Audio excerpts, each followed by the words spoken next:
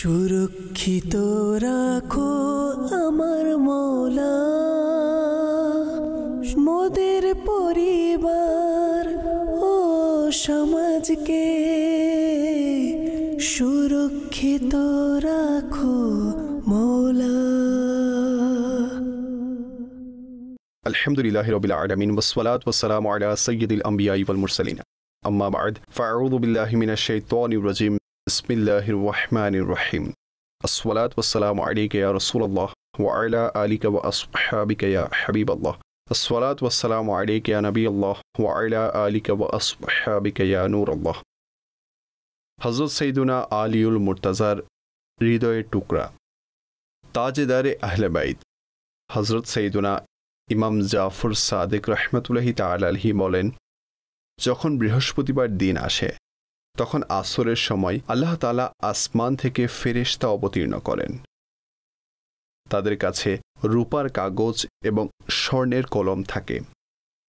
আর বৃহস্পতিবার আসর থেকে শুরু করে জুমার দিন সূর্য অস্তমিত হওয়া পর্যন্ত অর্থাৎ সূর্য ডোবা পর্যন্ত তারা পৃথিবীতে থাকে এবং নবী করিম সাল্লাল্লাহু তাআলা আলাইহি ওয়াসাল্লামের উপর দরুদ শরীফ পাঠকারীদের নাম লিখেন। সাল্লু আলাল হাবিব সাল্লাল্লাহু তাআলা আলা মুহাম্মদ সাল্লাল্লাহু তাআলা আলাইহি ওয়াসাল্লাম সালাতান ওয়া সালামান আলাইকা সাইয়্যিদি ইয়া রাসূলুল্লাহ। আল্লাহ তাবারক ওয়া তাআলার রহমতকে যদি পেতে হয় এবং ফেরেশতাদের নূরানি খাতার মধ্যে যদি নিজের নাম লেখাতে হয় তাহলে নবী করিম সাল্লাল্লাহু তাআলা আলাইহি ওয়া আলিহি ওয়াসাল্লামের সত্তার উপর দরুদ ও সালাম পাঠ করাকে অভ্যাস বানাতে হবে। সাল্লু আলাল হাবিব সাল্লাল্লাহু তাআলা আলা মুহাম্মদ সাল্লাল্লাহু তাআলা আলাইহি ওয়াসাল্লাম সালাতান ওয়া সালামান আলাইকা সাইয়্যিদি ইয়া রাসূলুল্লাহ। মাদানী চ্যানেলের দর্শক, দুনিয়া হচ্ছে আলমে আসবাব। নবী করিম সাল্লাল্লাহু তাআলা আলাইহি ওয়া আলা আলিহি ওয়াসাল্লাম মুসলিম সমাজের উদাহরণ একটি দেয়ালের ন্যায় বলে ইরশাদ করেছেন, যার প্রতিটি ইট অন্য ইটকে শক্তিশালী করে। আর ঈমানদারদের যে সমাজ আছে একে অন্য আরেকটি উদাহরণ দিয়ে বোঝানো হয়েছে। এটি এমনই যেমন একটি দেহ, যেখানে আঘাত লাগুক, ব্যথা যেখানেই লাগুক, তার যে কষ্ট রয়েছে তা সমস্ত দেহ অনুভব করে। দুনিয়া আলমে আসবাব। আল্লাহ তাবারক ওয়া তাআলা মানুষকে মানুষের সাথে কানেক্ট করেছেন।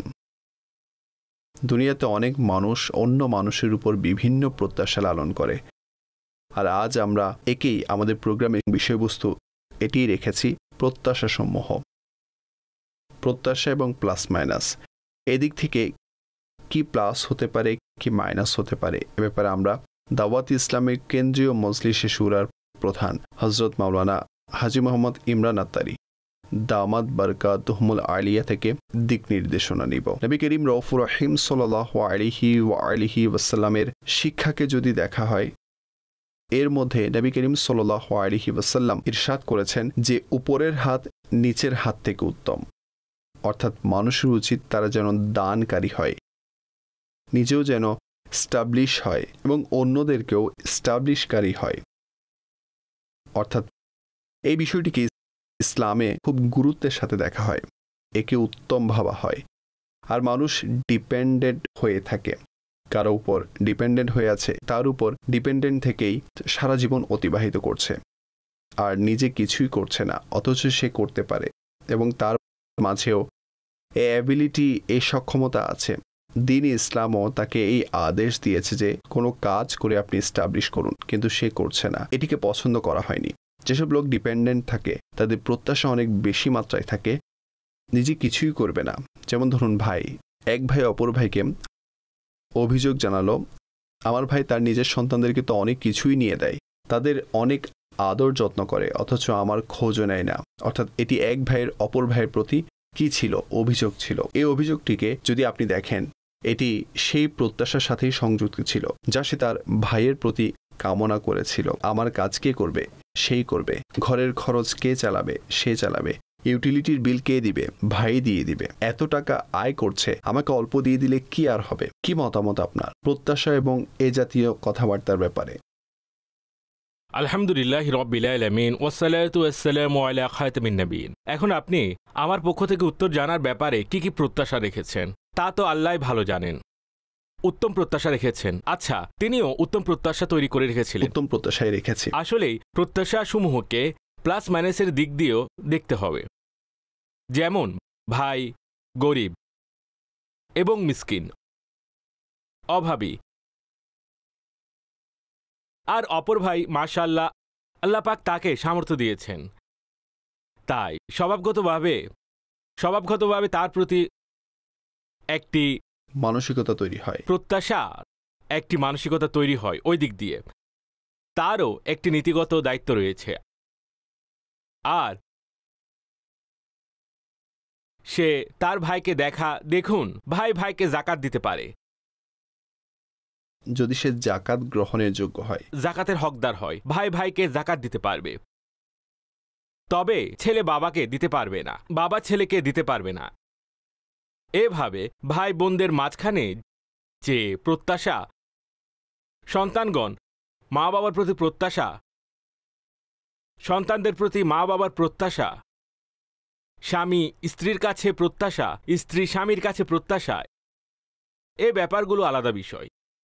বন্ধু তার বন্ধুর কাছে প্রত্যাশা, আপ্যায়নকারী মেহমানের প্রতি প্রত্যাশা, মেহমান আপ্যায়নকারীর প্রতি প্রত্যাশা, একে আলাদাভাবে দেখতে হবে। বাহ।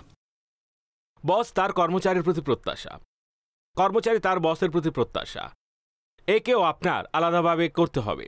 প্রতিবেশী তার প্রতিবেশীর প্রতি প্রত্যাশা, যা হয়ে থাকে, আশা ভরসা থাকে একটি, অর্থাৎ দেখুন চাহিদা তৈরি হয় একই সমাজে থাকার ফলে। ভাই প্রতিবেশী অন্তত এতটুকু তো করবেই, অথবা এতটুকু তো করা উচিত। তো এই ধরনের যেসব প্রত্যাশা তৈরি হয়, অতঃপর একজন গুনাহগার, একজন নেককার ব্যক্তির প্রতি প্রত্যাশা, মুরিদ তার পীরের নিকট প্রত্যাশা, এই ধরনের প্রত্যাশাকে যদি আমরা, প্রত্যাশা শব্দটি, প্রত্যাশাকে সহজ বাংলায় কি বলা যায়? আমি আপনার কাছে এটি প্রত্যাশা করিনি। আপনার কাছে আমি এটি প্রত্যাশা করিনি যে আপনি এমনটা করবেন। তো এভাবে প্রত্যাশাসমূহ তো একেবারে শেষ হয়ে যাবে না, এমনটি মনে হয়। একেবারে শেষ করা যাবে না। কিছু না কিছু আশা, কিছু না কিছু প্রত্যাশা একে অন্যের প্রতি সর্বদা থাকবেই। একটা কথা আছে না, সৃষ্টি থেকে বিমুখ হয়ে যাও একেবারে। দেখুন, তা ভিন্ন একটি বিষয়। সৃষ্টি থেকে এভাবে দূরে থাকা, যেন আল্লাহর সাথে সম্পর্ক থাকে আল্লাহ পাকের সাথে। কিন্তু যেমনটি আপনি অনুষ্ঠানের শুরুতে নিজেই বলেছেন, দুনিয়া হচ্ছে তা আলমে আসবাব, একে অন্যের প্রতি নির্ভরশীল। অর্থাৎ এটি হতে পারে না যে কোনো মানুষের প্রতি আপনার কোনো চাহিদাই থাকবে না। এক ব্যক্তি দোয়া করছিল, বলল, হে আল্লাহ, আমাকে মানুষের অমুখাপেক্ষী রাখুন, আমাকে মানুষ থেকে অমুখাপেক্ষী রাখুন, মানুষের প্রয়োজনই যেন আমার না থাকে। তখন এক সাহাবী রাদিয়াল্লাহু তাআলা আনহু যখন তার দোয়া শুনলেন, তখন তিনি তাকে বললেন যে, ভাই, তুমি মৃত্যুর দোয়া করছো, মৃত্যুর পরই এমনই হবে, তোমার কাউকে প্রয়োজন বা দরকার হবে না। তিনি বললেন যে, তুমি এই দোয়া করো, হে আল্লাহ, আমাকে খারাপ লোক থেকে নিরাপদে রাখো, অর্থাৎ যারা নিকৃষ্ট লোক তাদের থেকে নিরাপদ রাখো। এখন একজন রোগী, তিনি কি তার ডাক্তারের কাছে প্রত্যাশা রাখবে না?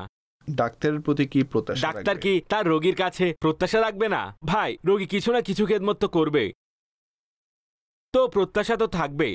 এখন আপনার প্রত্যাশা কার প্রতি কম, কার প্রতি বেশি, কার প্রতি আশা কম, কার প্রতি আশা বেশি, এটি অবশ্যই দেখতে হবে। অতঃপর প্রত্যাশা ভেঙে যাওয়ার ক্ষেত্রে এটিও দেখতে হবে আপনার দুঃখ ভারাক্রান্ত হওয়ার অবস্থা কোন পর্যায়ে। কেউ খুব সুন্দর একটি কথা বলেছেন, আপনার মনের সহ্য শক্তি আছে। এই যে ডিসঅ্যাপয়েন্টমেন্ট আছে, তা প্রত্যাশা তার লেভেল অনুযায়ী থাকে। অর্থাৎ আপনি যার প্রতি যতটা প্রত্যাশা রাখবেন, আপনার ডিসঅ্যাপয়েন্টমেন্ট গ্রাফ অতটাই বেড়ে যাবে। যতটা আশা কম রাখবেন, ততটাই কম। এখন মা বাবা যদি তার সন্তানের প্রতি একটি লিমিট পর্যন্ত আশা রাখে, তা অনেক সময় 19-20 হয়ে যায়, পূর্ণ হয়ে যায়। অনেক বেশি রাখলে তা পূর্ণ হয় না। মেহমান আপ্যায়নকারীর প্রতিও বেশি প্রত্যাশা রাখেন।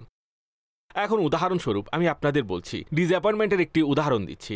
আপনি কারো ঘরে একজন মেহমান হিসেবে গেলেন। যখন আপনি মেহমান হিসেবে কারো ঘরে যাচ্ছেন, তখন আপনার এমন মনে হচ্ছে, ভাই আমি যাব, তিনি আমাকে খাবার খাওয়াবেন, এবং আপনি গেলেন। সে পানির কথাও বলেনি, আপনি তো ফিরে আসবেন, কিন্তু আপনার প্রত্যাশা ছিল তার সাথে খাবার খাওয়া। যখন খাবার খাওয়ার প্রত্যাশা পূর্ণ হলো না, তখন আপনি আশাহত হয়ে ফিরে আসলেন, আপনার মুখ অতটুকু হয়ে গেল। ভাই, খাবার তো খাওয়ালো না, পানির কথা বলেনি। আচ্ছা, কারো ঘরে আপনি যাচ্ছেন, আপনি ভাবলেন ব্যাস শুধু সাক্ষাৎ হলেই তাহলে আমার কাজ হয়ে যাবে, শুধু সাক্ষাৎ হয়ে যাক, আমি তার সাথে একবার দেখা করব, কথা বলবো শুধু একবার, এটি যথেষ্ট।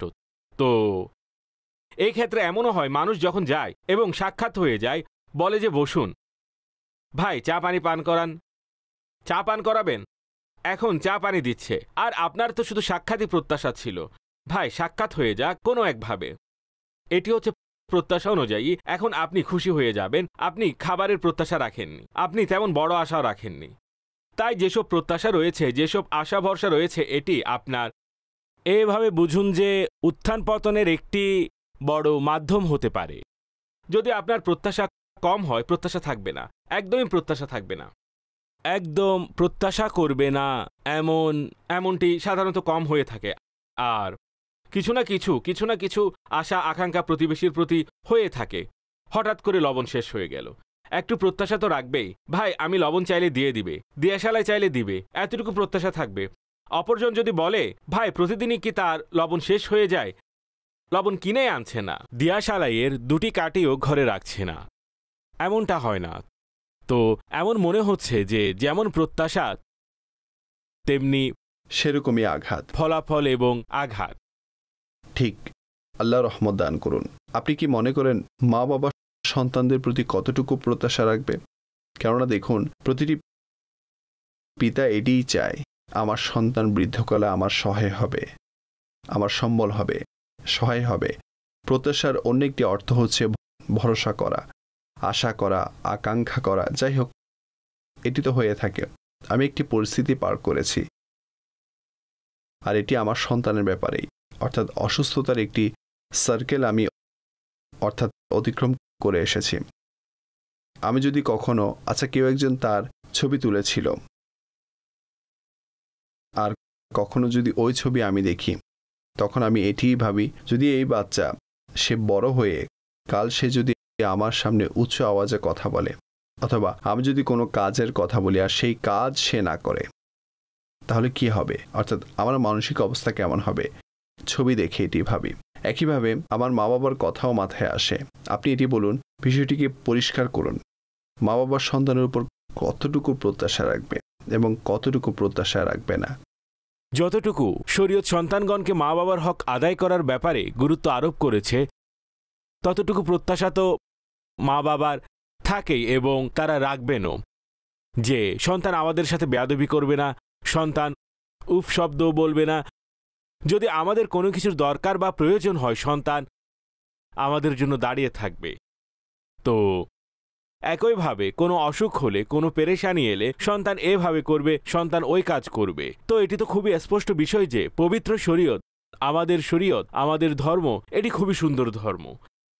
এটি প্রতিটি ব্যক্তির জন্য এতটা সুন্দর জীবনবিধান প্রদান করেছেন যে কেউ এটি বলতে পারবে না আমার সাথে এরকম হয়েছে, ওরকম হয়েছে। যদি শরীয়তের কথা বলা হয়, তাহলে যারাই শরীয়তের আদেশ মান্যকারী, শরীয়ত তাদের খেয়াল রেখেছে। এই কথাটি আমি আপনাকে বলে যাচ্ছি, যারা শরীয়তের আদেশ মান্যকারী, যারা মুসলমান, শরীয়ত তার মান্যকারীদের খেয়াল রাখে। এমনকি একদিনের বাচ্চাও হোক না কেন এবং নাবালেগ, শরীয়ত তারও খেয়াল রেখেছে। আর 100 বছরের বৃদ্ধ হোক না কেন, শরীয়তও তার খেয়াল রেখেছে। এটি আমাদের ইসলাম এবং আমাদের ধর্মের বৈশিষ্ট্য হচ্ছে এটি। একবার যদি কেউ একে কবুল করে নেয়, সে তাকে প্রোটেক্ট করে থাকে। তো আল্লাহু আকবার। ঠিক তো। এখন সন্তানের ব্যাপারে শরীয়ত যা বর্ণনা করেছে, তোমরা তোমাদের মা বাবার সাথে এভাবে থাকতে হবে, তো মা বাবার অন্তত এতটুকু প্রত্যাশা থাকবে, সেটি ন্যাচারালি চলে আসবে। বিভিন্ন প্রত্যাশা তো এটি আসবে। তবে খোদা না করুক, মা বাবা আল্লাহ না করুক, এতটা অভাবে হয়ে যায়, পানাহারের সমস্যায় থাকে, রোজগারের সমস্যায় থাকে, সন্তানের উপর ওয়াজিব করে দেয় শরীয়ত যেন তারা মা বাবার সঠিকভাবে খেয়াল রাখে। এটি আবশ্যক, কিন্তু এর চেয়ে বেশি প্রত্যাশা রাখবেন না। অনেক বেশি প্রত্যাশা রাখলে তখন দুঃখ পেতে থাকবে, কষ্ট অনুভব করবে। সে যে কাজই করুক, আমাদেরকে পরামর্শ নিয়ে করুক, জানিয়ে করুক। যদি আমি এর ডিটেলসে যাই, তাহলে মা বাবার হক সম্পর্কিত আলোচনা হয়ে যাবে। তাই এই জন্য আমি চেষ্টা করছি আল্লাহর রহমতে পরিপূর্ণ কথা বলার চেষ্টা করছি যে শরীয়ত একজন সন্তানকে যা বলেছে তুমি তোমার মা বাবার সাথে এইভাবে উত্তম আচরণ করতে হবে, এইভাবে খেয়াল রাখতে হবে, তার লিস্ট দেখলে বুঝবেন মা বাবার এই ধরনের প্রত্যাশা কম বেশি প্লাসের দিকে আসবে। তাই সন্তানের উচিত সেও মা বাবার প্রত্যাশাকে পূর্ণ করা। কল আছে আমাদের কাছে, এখন তা নিয়ে নিয়েছি। জি, সাধারণত মা বাবা তাদের সন্তানদের বলে থাকে, আমরা তোমাকে লালন পালন করিয়েছি, পড়ালেখা করিয়েছি, চাকুরিতে ঢুকিয়েছি, বিবাহ করিয়েছি, তোমার লাইফ সেট করেছি, এখন আমরা বৃদ্ধ হয়েছি, তুমিও আমাদের দেখাশোনা করো, আমাদেরকে সহযোগিতা করো, আমাদের প্রতি সদাচরণ করো। মা বাবা এইসব কিছু যা আমাদের জন্য করেছেন, ওনারা কি এসব আল্লাহর সন্তুষ্টির জন্য করেননি? আমাদের উপর তাদের এই জাতীয় প্রত্যাশা রাখা উচিত কি? একদমই ঠিক কথা বলেছেন। তিনি আল্লাহর সন্তুষ্টির জন্য করেছেন, হয়তো আপনাকে ওনারা যা বলেছেন আপনিও আল্লাহর সন্তুষ্টির জন্য করুন। আল্লাহর সন্তুষ্টির জন্য তারা করেছেন, তাই আপনিও করুন। তাদের দায়িত্ব তো একটি বয়স পর্যন্ত ছিল। যদি সেই বয়সের পর তারা আপনার দায়িত্ব নাও নিতেন, তাদের উপর কোনো বাধ্যবাধকতা ছিল না। মা বাবা তো একদম আউট অফ এজে গিয়েও করেন নিজের সন্তানের জন্য। এটি আজকাল একটি ফেজ চলছে। যে কথাটি বললেন, এটি আজকালকের একটি ফেজ। আমাকে প্রতিপালন করেছেন, আমাকে বড় করেছেন, তো এহসান করেছেন নাকি জন্ম দিয়েছেন? আস্তাগফিরুল্লাহ, তিনি হয়তো কোরআন পড়েননি, হয়তোবা তিনি কোরআন পড়েননি।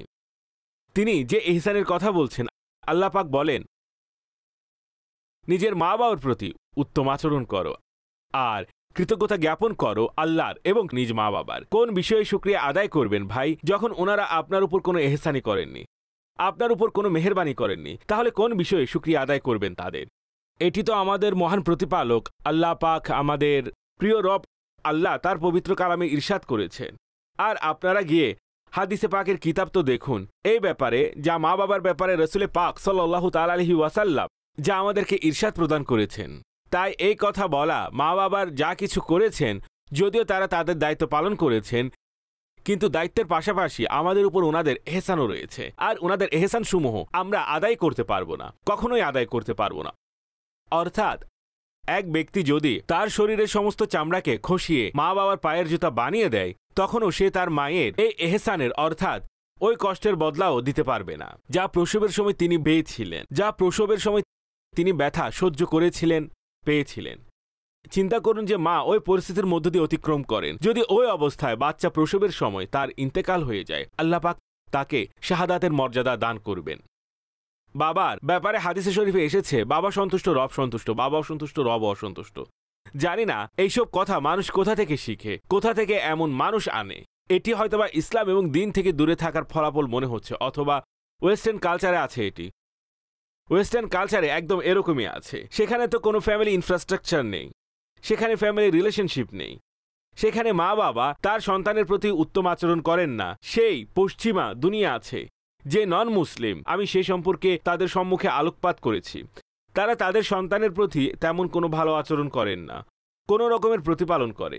সেখানে তো বর্তমানে শিশুদের জন্য অসংখ্য ইনস্টিটিউট তৈরি হয়েছে, প্রতিষ্ঠান তৈরি হয়েছে, যে মা বাবা চাকরিতে যাওয়ার সময় সন্তানকে ওইখানে দিয়ে চলে যায়, আর ফেরার সময় প্রতিমধ্যে বাচ্চাকে নিয়ে আসে। সেক্ষেত্রেও লড়াই ঝগড়া হয়ে যায়, বলে তুমি নিয়ে আসো। আর ঘরে আসলে বাচ্চাও আলাদা, তার মা বাবার কাছে প্রতিপালিত হয়নি। সেটা অদ্ভুত এবং আজব কালচার সেখানের। একইভাবে বাচ্চা বড় হয়ে গেলে রুম আলাদা, ঘর আলাদা, মা বাবা তো আলাদা। মা বাবা বড় হয়েও এ পর্যন্ত যতক্ষণ মনে করে না আমাদের মাঝে সামর্থ্য আছে, তারা তাদের সন্তানের কোনো ধরনের সেবা নিতে পছন্দ করেন না। হ্যাঁ, যখন তাদের হাড় দুর্বল হয়ে যায়, তাদের মনে হয় আমাদের সম্বল প্রয়োজন, তখন তারা সন্তানকে ডাকে। কিন্তু সন্তান কোত্থেকে আসবে? সেখানে আছে, কিন্তু আমাদের এখানে ইসলাম এবং দিনে তো এটি নেই। মা বাবা তো তাদের জীবন বাজি লাগান সন্তানের জন্য, আর কি এমন করেন না? তাই একদমই এমনই হওয়া উচিত নয়। আর তারা তাদের দায়িত্ব পালন করেন এবং আমাদের উপর তাদের এহসানও রয়েছে। স্মরণ রাখবেন, মা নার্স নন, মা কোনো কাজের বোয়া নন। আপনি এক ফরমাইশ করতেন আর মা আপনার 10 ফরমাইশ পূর্ণ করত। আপনি 1 জোড়া জামা চেয়েছেন, বাবা আপনাকে 10 জোড়া জামা দিয়েছে। মা বাবার এমন অসংখ্য এহসান আছে, আমি এখন খুলে আলোচনা করতে চাইছি না, যেন ভুল বুঝাবুঝি না হয়ে যায়। আমি আপনাকে খুব গুরুত্বপূর্ণ একটি কথা বলছি। বাবা, স্পেশালি বাবা, নিজের সন্তানের জন্য যেসব কাজ করে থাকেন, যার জন্য তিনি শরীরভাবে বাধ্য নন, শরীয়ত ওই কাজে ওনাকে বাধ্য করেননি, কিন্তু তিনি সেই কাজও করেছেন করেই যাচ্ছেন। তিনি মনে করেন এটি আমার দায়িত্ব। যতটুকু মা বাবার দায়িত্ব রয়েছে, মা বাবা আলহামদুলিল্লাহ তাদের দায়িত্বের চেয়েও বেশিও পালন করে থাকেন। সন্তানের উচিত তাদের দায়িত্ব কমপক্ষে অতটুকু পালন করা যতটুকু শরীয়ত তাদের উপর আবশ্যক করেছে। আপনি এটি বলুন যে যদি কেউ আমাদের প্রত্যাশা ভরসা পূর্ণ না করে তাহলে আমাদের প্রথম রিয়েকশন এক্ষেত্রে কেমন হওয়া উচিত? কিছুই না। দেখুন, সে যদি আপনার কোনো হক নষ্ট না করে থাকে, সে আপনার উপর জুলুম না করে থাকে, আপনি তার উপর যে প্রত্যাশা করেছিলেন এখন সে পূর্ণ করেনি। এক সাহেবের কাছে এক লোক গেল যে আমি উনার কাছে গিয়ে যখন নিজের দুঃখ বর্ণনা করব, আমার পেরেশানি তুলে ধরব, হতে পারে তিনি আমাকে আর্থিক সহযোগিতা করবেন, তার সাথে কথা বলবেন, কিন্তু সে আপনাকে আর্থিক সহযোগিতা করল না। তো আপনি তার বিরুদ্ধে যাওয়ার, তার গীবত করার অথবা তার উপর কোনো ক্ষোভ জাড়ার কোনো কারণ নেই। আপনাকে সাহায্য করা না তার উপর ওয়াজিব ছিল, ফরজ ছিল, কিছুই ছিল না। হতে পারে যাকে আপনি সম্পদশালী মনে করেন ওই বেচারার উপর যাকাতও ফরজ হয়নি। ঠিক বলেছেন, এরকমও হয়। এটিও হতে পারে। ঠিক বলেছেন। আল্লাহ বুঝার তৌফিক দান করুন। বান্দা ক্ষমা করে দিক, মার্জনা করে দিক। না, এরকম কিছু হয় না। আপনি কারো কাছে বাইক চাইলেন, সে তার মোটরসাইকেল আমাকে দিবে। ভাই, কেন সে মোটরসাইকেল দিবে? কারও তো দিতে পারতো, কেন সে আপনাকে কার দিবে? অনর্থক পড়ে আছে, কোথাও তো যাচ্ছে না। আমার গাড়ি অনর্থক জিনিস নয় ভাই, কিভাবে দিবে? অনর্থক হয়? এত দামি গাড়ি কি অনর্থক হয় নাকি? আপনাকে কেউ গাড়ি দিল আর আপনি কোথাও মেরে দিয়ে আসলেন, তো আর এমনিতেও এখন কে গাড়ি নিয়ে গেলে পেট্রোল ভরিয়ে ফিরিয়ে দেয়। তাই এরকম বলা, আচ্ছা সে গাড়ি দিল না, সে দিল না, তার ব্যাপার। ভাই, গাড়ি তো তার, ইসলাম এবং দিন তাকে এই অনুমতি দিয়েছে। ভাই, আপনার জিনিস, যেমন আপনি আপনার ঘরে গেলেন, ঠিক তো আপনার ঘর, আপনি ঘরে খুব ক্লান্ত হয়ে প্রবেশ করলেন। এখন আপনি বলছেন ভাই আমি রাতভর জেগেছি, 8টা বাজে প্রোগ্রাম শেষ করেছি, এখন আমি ঘরে যাব, বিশ্রাম নিব আর আমি নিদ্রা পূর্ণ করব। আরাম করে ফজর পরে সকল আরাম বিশ্রাম করে আমি 9টায় গিয়ে আপনার দরজায় টোকা দিলাম, টক টক টক। এখন আপনি ঘুমের প্রস্তুতিতে, একদম শোয়ার প্রস্তুতিতে, চোখে ঘুম চলে আসছে, বিছানা দেখে চোখে ঘুম চলে আসছে, এখন আমি শুয়ে পড়ব, ব্যাস, আর কিছু না। ঠিক তো? বিছানা থেকে উত্তম এই মুহূর্তে আপনার কাছে দুনিয়ার কোনো জিনিসই মনে হবে না। ভাই, এই বিছানা আছে আর আমি আছি। তখন আমি গিয়ে দরজায় কড়া নাড়লাম, তো আপনি বলবেন আরে ভাই ইমরান এই সময় কি করতে এলো? আপনি খুলতে চাইছেন না। ভাই, আমি দরজা খুললে 1 ঘন্টা 2 ঘন্টা বসলে তার সাথে আমার পরবর্তী কাজকর্মের রুটিনের কি হবে? ঠিক তো? আরামের ঘুমের কি হবে? তাই আপনি দরজা খুললেন না। আমি বললাম আরে ভাই আমি সালমানের ঘরের সামনে গেলাম, কিন্তু সালমান ভাই দরজা খুলল না। ভাই, এগুলো ঠিক নয়।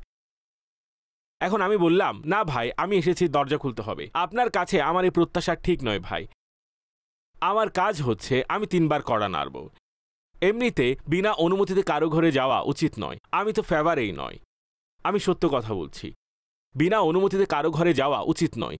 সামনের জনের অপারগতা থাকতে পারে, পেরেশানি থাকতে পারে, ডক্টরের অ্যাপয়েন্টমেন্ট থাকতে পারে, ঘরে কোনো বিশেষ মেহমান আসতে পারে, ঘরে কোনো সমস্যা থাকতে পারে, তার শরীর অসুস্থ দুর্বল থাকতে পারে, নানান প্রবলেম আপনার সাথেও হতে পারে, যে কারো সাথেও হতে পারে।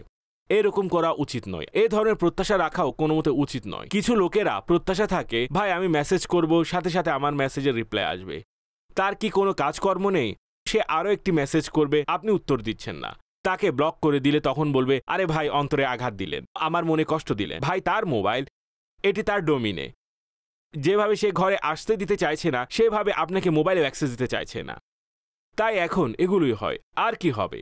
বারবার কুধারণা করলে অথবা এই কথা বললে এটি তো সঠিক নয়। এমন প্রত্যাশা, বলুন কি প্রত্যাশা রাখবে মানুষ? এই প্রত্যাশা রাখবো মানুষ যদি আমাকে জবাব না দেয় তাহলে আমি কেন ডিসঅ্যাপয়েন্ট হয়ে যাব? ভাই মারহাবা, ঠিক বলেছেন, কলই নিচ্ছি। আজকের টপিক প্রসঙ্গে আমি একটি কথা বলতে চেয়েছি। যখন আমরা কারো সাথে ভালো কিছু করি, কোনো কল্যাণ করে থাকি, তাকে সাহায্য করে থাকি, তখন আমরা অটোমেটিকলি এই প্রত্যাশা রাখি যে সেও আমার সাথে ভালো কিছু করবে। অথচ আমাদের এই প্রত্যাশা রাখা উচিত নয়। আমরা এমন কি করতে পারি যেন অপরের নিকট কোনো আশা প্রত্যাশা রাখতে না হয়? দেখুন, কিছু ন্যাচারাল বিষয় তো আছে। আপনি কার উপকার করলেন, তখন আপনার ভিতর এমন ফিল হবে যে আমাকে জাজাকাল্লাহ বলবে, শুক্রিয়া বলবে, থ্যাংক ইউ বলবে, আপনাকে অনেক অনেক শুক্রিয়া। এই বিষয়গুলোতে চাহিদা থাকে, অর্থাৎ সামাজিকভাবে এই বিষয়গুলো ম্যাটার তো রাখেই। আর শুক্রিয়া আদায় করার জন্য হাদিসে পাকে এসেছে না, তাকে যদি বলা হয় জাযাকাল্লাহ খায়রা, এটি হচ্ছে সর্বোত্তম শুকরিয়া আদায়ের পদ্ধতি। তো এটি হাদিসের মাধ্যমে আমাদের কাছে এসেছে। কেউ কারো ইহসান করলে তখন ইহসানের বদলায় কি আছে? শুধু ইহসান। যদি সে এর শুকরিয়া আদায় করে তো এতটুকু বিষয় তো হয়েই থাকে। যেমন আপনি কাউকে রোড পার করিয়ে দিলেন, আর সে বলল, রোড পার করানোর পর বলল হাত ছাড়ো, কি প্রয়োজন ছিল আমাকে রোড পার করানোর? এই আচরণটি কেমন হবে? তখন আপনি বলবেন, ভাই আজই শেষবার। কোনো অন্ধকে রোড পার করিয়ে দেন, সেও সর্বশেষ আপনাকে বলবে অনেক অনেক শুক্রিয়া, আল্লাহ আপনাকে আনন্দিত রাখুক, দোয়া দিবে। এখন আমাদের এখানে তো এই আচরণ বিদ্যমান, তো এতটুকু হয়ে থাকে। আপনি যদি কারো হেল্প করেন, আপনার মনে হবে সামনের জন হয়তো আমাকে শুক্রিয়া জানাবে। যদি না বলে, আপনারও মনে হবে সে শুক্রিয়া আদায় করেনি। তো কিছু বিষয় এমন হয়ে থাকে, ন্যাচারাল হয়ে থাকে। আর যেসব মানুষ করে থাকে, আর ওইসব কাজ করা উচিত। কিন্তু আপনি যদি উপকার করেন কারো উপর, তাহলে কেউ ফর এক্সাম্পল রিটার্নে তেমন কোনো প্রতিক্রিয়া জানায়নি। তো ঠিক আছে, আল্লাহ পাক মঙ্গল করুক। আমার একটি হাদিস মনে পড়েছে ভাই। প্রিয় নবী সাল্লাল্লাহু আলাইহি ওয়াসাল্লাম, আমার সারমর্ম মনে আছে যা আমি পড়েছিলাম, কয়েকবার এই হাদিস আমি পড়েছি। নবী পাক সাল্লাল্লাহু আলাইহি ওয়াসাল্লামের দরবারে এক ব্যক্তি উপস্থিত হয়ে প্রার্থনা করল যে আমাকে এই জিনিসগুলো প্রদান করুন। তো যখন জিনিস দেয়া হলো, মালামাল দেয়া হলো, তখন বলা হলো তোমার প্রতি কি কোনো উপকার হয়েছে? সে অনেকটাই অনুপযুক্ত জবাব দিল যে কোনো উপকারই হয়নি, এতে উপকারের এমন কি আছে? তখন সাহাবাই কিরাম আলাইহিমুর রিদওয়ানগণ খুবই বিচলিত হলেন যে সে খুব অদ্ভুত উত্তর দিল। তখন সেখানকার পরিবেশও অনেকটা চেঞ্জ হয়ে গেল। নবী পাক সাল্লাল্লাহু আলাইহি ওয়াসাল্লাম তাকে আলাদা জায়গায় নিয়ে গেলেন। নিয়ে গিয়ে নবী পাক সাল্লাল্লাহু আলাইহি ওয়াসাল্লাম তাকে বললেন যে এরকম কি হয়নি? বলল কি হয়েছে? বললেন এটি কি তোমার উপকারের বিষয় হলো না? যদি আপনি এর জায়গায় এই উত্তর দিতেন তো অবশ্যই এটি দেওয়া যেত। তখন তিনি সাল্লাল্লাহু আলাইহি ওয়াসাল্লাম বললেন, যে উত্তর এখন দিচ্ছেন ওই জবাব আপনি আমার সাহাবাদের সামনে দেন, তাহলে তা উত্তম বিষয় হবে। নবী পাক সাল্লাল্লাহু আলাইহি ওয়াসাল্লাম তাকে বাইরে নিয়ে এলেন এবং তাকে যখন পুনরায় ওই প্রশ্ন করলেন, সে সেই উত্তর দিল যা প্রিয় নবী সাল্লাল্লাহু আলাইহি ওয়াসাল্লাম তাকে শিক্ষা দিয়েছেন। আর নবী পাক সাল্লাল্লাহু আলাইহি ওয়াসাল্লাম তার প্রতি উপকার করেছেন। একে তো তার উপকার করেছেন তাকে মালামাল প্রদান করে, আরেক উপকার করেছেন তাকে উত্তর দেওয়া শিখিয়ে দিলেন। এর জবাব এরকম হয়ে থাকে। সুন্দর জবাব কিভাবে দিতে হয়, এটি হচ্ছে আমাদের শরীয়তের শিক্ষা এবং প্রশিক্ষণ। মারহাবা কল।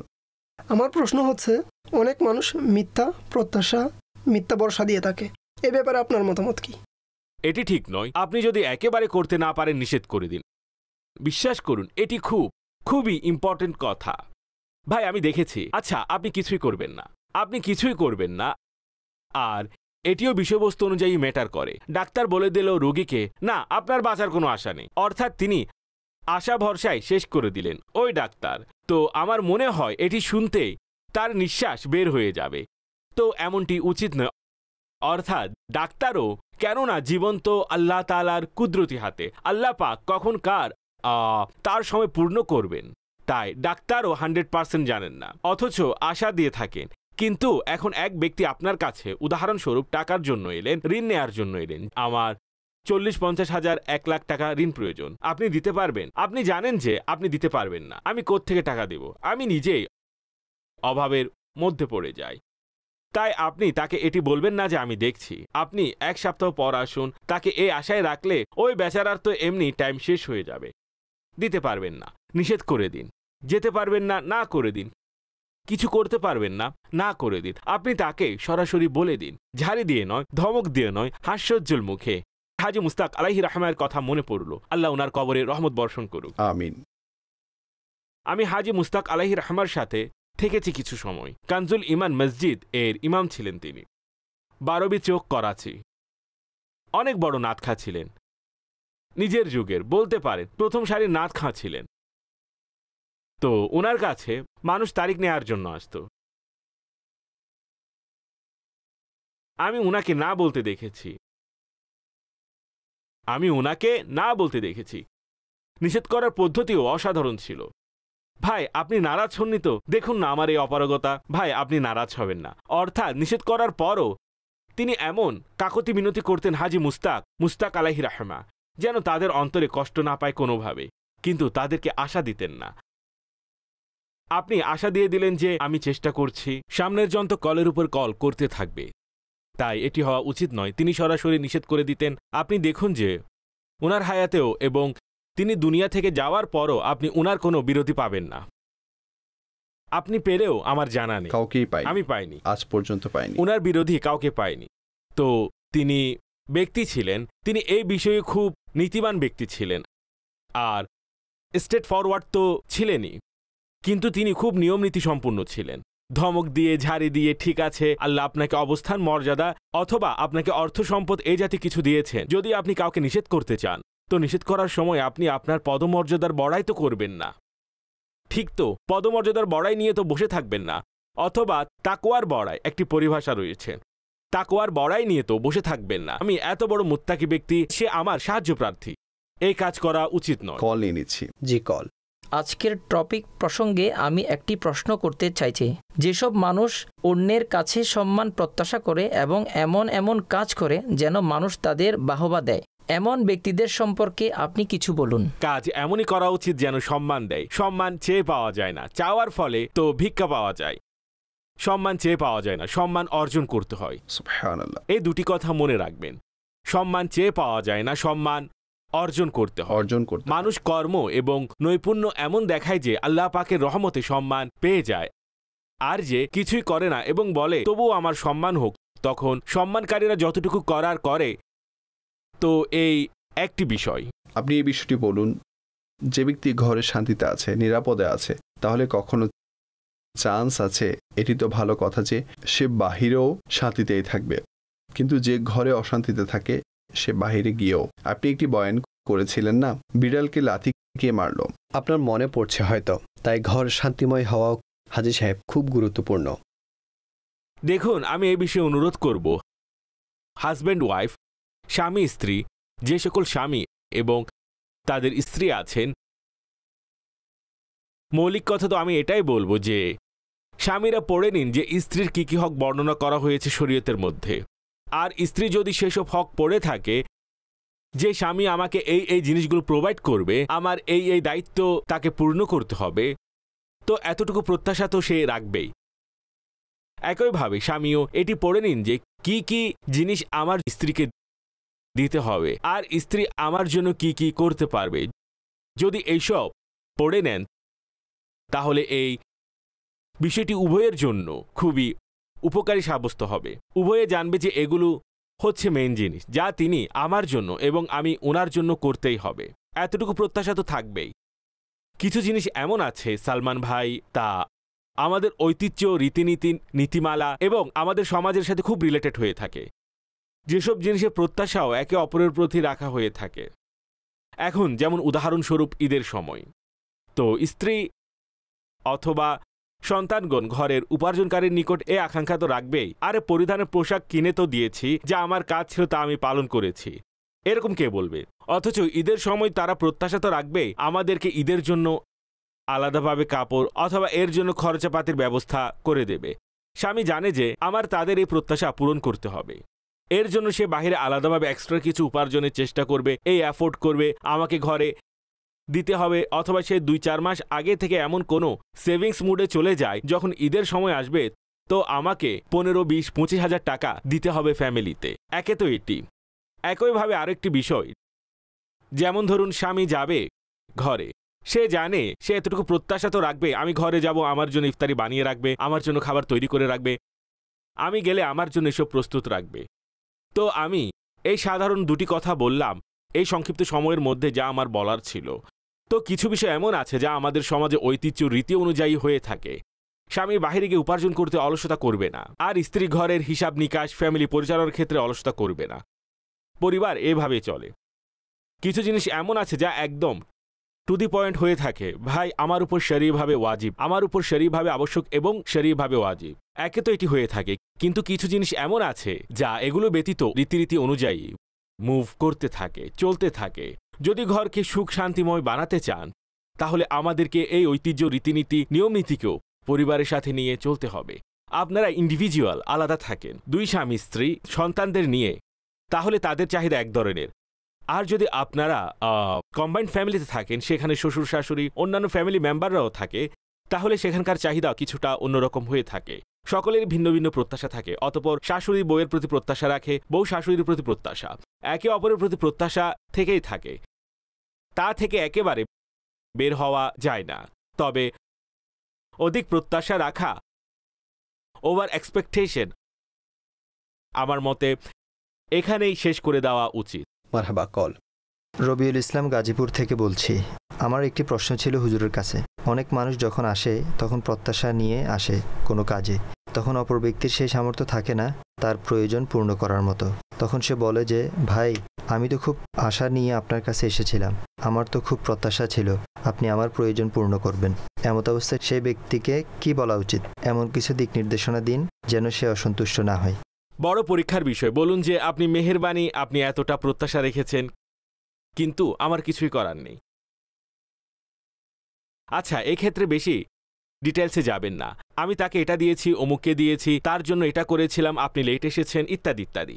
আমি আপনার কাছে ক্ষমা চাইছি। ওই বেচারা তো আপনার কাছে প্রত্যাশা নিয়ে এসেছে, তো ঠিক আছে, এসেছে, তাকে যখন সম্মানের সাথে ফিরিয়ে দিন যে আপনার মনে কষ্ট পাচ্ছে, যদি আমি তাকে সাহায্য করতে পারতাম, এভাবে ফিরিয়ে দিন।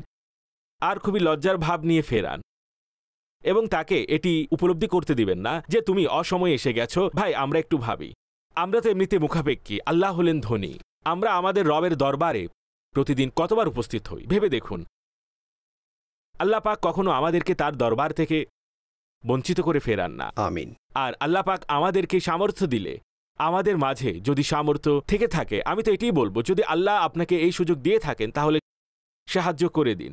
আপনি আল্লাহর দেয়া সম্পদ থেকেই কারো চাহিদা পূর্ণ করছেন। আর যে কারো সমস্যার সমাধান করে, যে কোনো মুসলমান ভাইয়ের চাহিদা পূর্ণ করে, আল্লাহ পাক তার চাহিদা পূর্ণ করেন। আর যে কাউকে সাহায্য করে, আল্লাহ পাক তাকে সাহায্য করেন। যে ক্ষমা করে, সে ক্ষমাপ্রাপ্ত হয়, মাগফিরাত লাভ করে। তাই এভাবে চেষ্টা করতে থাকুন। আমার অনুরোধ, যদি কেউ এরকম আপনার কাছে প্রত্যাশা নিয়ে অথবা আকাঙ্ক্ষা নিয়ে আসে আর আপনাকে আল্লাহ পাক এই সুযোগ দিয়েছেন, সময়ের দিক থেকে আপনার এই সুযোগ আছে, সম্পদের আপনার কাছে যে কোনো ধরনের সুযোগ আছে, তাহলে আপনি করে দিন। যেমন জায়েজ সুপারিশ করার ব্যাপার তো হাদিসে উৎসাহ দেওয়া হয়েছে। দেখুন, এই ধরনের বিষয়গুলো, সাহায্য, চাহিদা পূর্ণ করা, আর আপনাকে আল্লাহ পাক যদি কিছু দিয়ে থাকেন, তাহলে মানুষকে আল্লাহ পাক আপনার দিকে যাওয়ার রাস্তাও দেখিয়েছেন। তাই আপনি যদি সহযোগিতা করতে পারেন কিন্তু তবুও করছেন না, আটকে রাখছেন, তাহলে হতে পারে আপনার ক্ষেত্রেও কোনো প্রতিবন্ধকতা আসবে। যদি আল্লাহ পাক আপনাকে সামর্থ্য দিয়ে থাকেন, তাহলে আল্লাহর দেয়া সম্পদ থেকে আল্লাহর বান্দাদের আপনি সাহায্য করুন। তবে যদি এভাবে করতে না পারেন, অথবা কিছু কমিটমেন্ট এমন থাকে যা পূর্ণ করা যায় না, ভাই কিভাবে করব, অর্থাৎ এভাবে দান করো না যেন তোমাকে সাহায্য চাইতে হয়। এর জন্য শরীয়তে অনুমতি দেয়া হয়নি। হাতকে সংকুচিত রাখা শরীয়ত একেও পছন্দ করেনি। তাই এমন পদ্ধতি ফিরিয়ে দিন যেন তার এমন মনে হয় আমি বেচারার কাছে চেয়ে তাকে লজ্জিত করে দিয়েছি। এভাবে আপনি তাকে ফিরিয়ে দিন।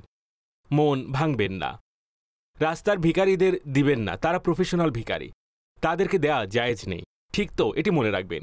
আপনি তাদের মনে কষ্ট দিতে পারবেন না, তাদেরকে ধমক দিতে পারবেন না, এটি মনে রাখবেন। দিয়েন না। সে জোরাজোরি করছে, জানলায় টোকা দিচ্ছে, এটা করছে, ওটা করছে, যাই করছে, অনেক কিছুই সে ভুল করছে, অনেক বিষয়ে সে বাড়াবাড়ি করে থাকে, কিন্তু আপনি কমপক্ষে দিবেন না তো না দিন। আপনি মাথা নিচু করে বসে থাকুন, আপনি যে কোনোভাবে বসে থাকুন। যাবি নাকি এটা দিব, আরে ভাই, সে যদি বলে দাও, আপনি মারতে পারবেন না, তার সামনে পেছনে 10 জন আরও দাঁড়িয়ে আছে, তখন আপনি নিজেকে রক্ষা করিয়েন। এমন কিছু করতে যাবেন না, মেহেরবানি করে। জি কল। নিগরানি সূরার নিকট আমার প্রশ্ন হচ্ছে, প্রত্যাশা এবং আশার মধ্যে কি পার্থক্য রয়েছে? একই অর্থ। প্রত্যাশা রাখুন, ভরসা রাখুন। আকাঙ্ক্ষা, ভাই আমি তো খুবই আকাঙ্ক্ষা নিয়ে এসেছিলাম, আকাঙ্ক্ষা এই অর্থে আসবে। হাজী সাহেব, একদম এই অর্থে আসবে। আল্লাহ আপনাকে বরকত দিন। হাজী সাহেব, আপনি তো মাশাআল্লাহ ডিকশনারিতে যে অর্থ লেখা থাকে তার প্রায় সবগুলোই আপনি মাশাআল্লাহ আলোচনায় বলে দিয়েছেন। শুকরিয়া। আল্লাহ বরকত দিন আপনাকে। আরেকটি বিষয় বলুন যে এ জাতীয় একটি কথাও বলা হয়, প্রত্যাশার কাহিনীর যে পরিসমাপ্তি হয় তা শেষমেশ দুঃখের মাধ্যমে হয়। কি মতামত আপনার প্রত্যাশা এবং এ জাতীয় কথাবার্তার ব্যাপারে? আপনার সাথে কি এমন হয়েছে? এমনিতে জিজ্ঞাসা করছি। কখনো হয়েছে, কখনো হয়নি। শুধুমাত্র দুঃখের বিষয় তো ঘটেনি, এমনই আমার সাথেও এমনটি হয়নি। সবার ক্ষেত্রে এমনটি হয় না। কারো সাথে হয়েছিল, হয়তো কারো সাথে এমনই হয়েছে। কাহিনী লিখেছে একটি, তার এন্ডি হয়েছে এমন, সে রায় দিয়ে দিল। প্রত্যাশার কাহিনী সমাপ্তি দুঃখের কাহিনীর মাধ্যমে হয়ে থাকে। কারো সাথে এমনটি তো হয়নি, কারো সাথে এমনটি হয়নি। হয়তো কখনো কখনো প্রত্যাশার চেয়ে বেশি পাওয়া যায়। ভাই আমির আহলে সুন্নাতের কাছে যখনই আপনি গিয়েছেন প্রত্যাশা নিয়ে, আপনি বেশি পেয়েছেন। হয়তো ওনার প্রতি আপনি যখন প্রত্যাশা রেখেছেন, তা কি দুঃখের মাধ্যমে শেষ হয়েছে? আপনার নিজের প্রত্যাশা, নিজের আকাঙ্ক্ষা, নিজের চাহিদা নিজের রবের প্রতি রাখুন।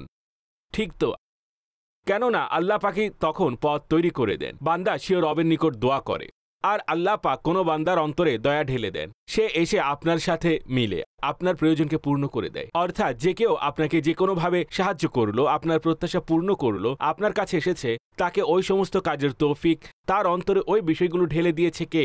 আল্লাহ পাক।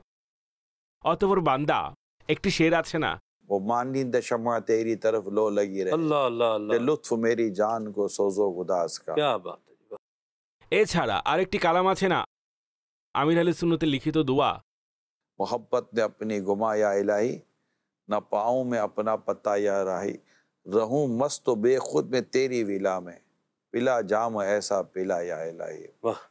তাই একদম সর্বশেষে যখন কোথাও কোনো প্রত্যাশা পূর্ণ হবে না, তখন বান্দা যাবে কোথায়?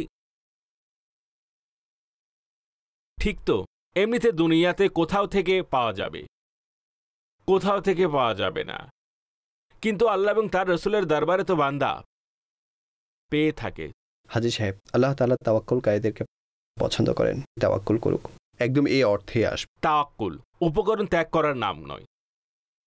তাওয়াক্কুল একটি সুন্দর এবং পরিপূর্ণ সংজ্ঞা হচ্ছে উপকরণকে নিজের কাজে লাগিয়ে ফলাফল আল্লাহর নিকট সোপার্দ করাকে তাওয়াক্কুল বলে। উপকরণ ব্যবহার করুন আর ফলাফল নিজ রবের দরবারে সোপার্দ করুন। ঔষধ নিন, শিফা দানকারী হচ্ছেন মহান আল্লাহ।